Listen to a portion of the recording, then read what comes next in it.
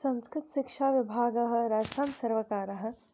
अहं श्रीमती ज्योतिपाठक प्राध्यापिका साहित्यशास्त्र राजकीयवरिष्ठोपाध्याय संस्कृतविद्यालय मोहनपुरा जयपुरतः भवतां स्वागतं करोमि।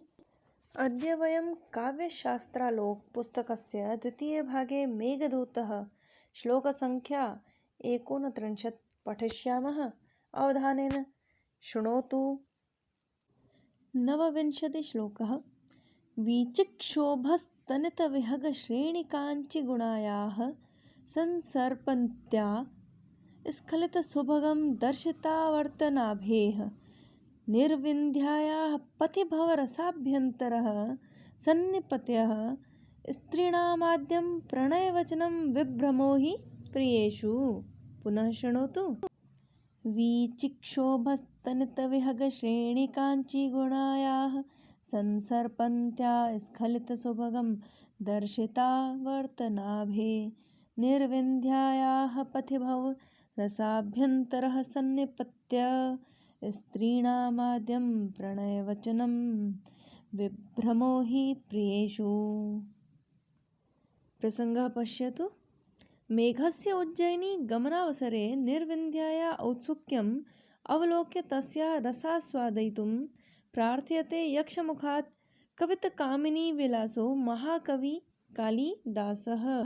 मेघ के उज्जयिनी गमन अवसर पर निर्विन्ध्या का जो है उसको देखकर उसका रसास्वादन की प्रार्थना की जा रही है।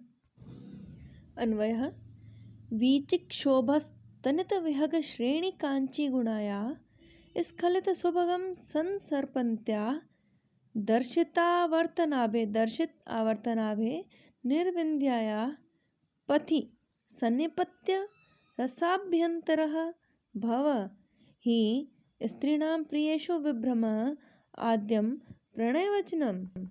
भो छात्रा, अधुना व्याख्यायां पर्यायपदानि सरलार्थं पश्यामः। वीचिक्षोभस्तनितविहगश्रेणिकाञ्चिगुणायाः तरंगचलन मुखर पक्षी पंक्ति मेखलाया कि जो तरंगों के कारण मुखर पक्षियों का पंछियों की पंक्तिबद्ध जो है करधनी की लड़ियों वाली जो तरंग थी, मुखर जो बोल रही थी, स्तनित मुखर होना बोलना। विहग श्रेणी पंक्ति पक्षियों की पंक्ति, कांची गुणा करधनी की लड़ी। संसर्पन्त्या प्रवहन्त्या अर्थात बहती हुई। स्खलित सुभगम स्खलन सुंदरम के लड़खड़ाने के कारण जो सुंदरता पूर्वक उसकी चाल है वह।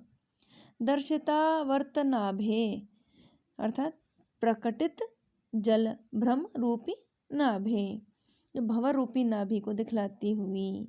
जो जल में भ्रमर सा होता है ना, तो नाभि के समान बीच में उसमें नाभि के समान उसकी जो है आकृति दिखती है, इसलिए भंवर रूपी नाभि को दिखलाती हुई। निर्विन्ध्यायाः नद्याः नदी का नाम है निर्विन्ध्या नदी। पथि अर्थात मार्गे मार्ग में। सन्निपत्य संगत्य पढ़ करके। रसाभ्यंतरः अर्थात जलाभ्यंतरः अपने अंदर जल धारण करने वाला। भवः स्या हो जाओ, बनना तुम बनना, मेघ को बोल रहे हैं।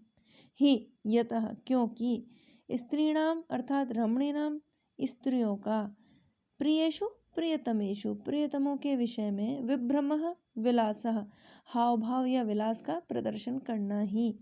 आद्यम अर्थात प्रथमम सबसे पहला।